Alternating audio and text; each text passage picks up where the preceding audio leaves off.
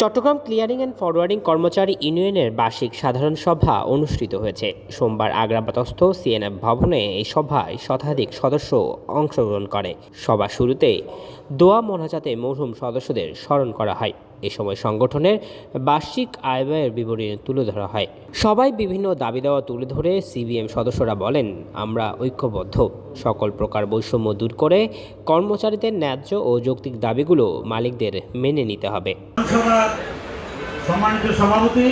সভায় প্রধান অতিথির বক্তব্যে সভাপতি কাজী মোহাম্মদ খায়রুল বাশার মিল্টন ও সাধারণ সম্পাদক মোশাররফ হোসেন ভূঁইয়া বলেন, সংগঠনের যে কোনো দাবি দেওয়া পূরণে ঐক্যবদ্ধভাবে এগিয়ে যাব।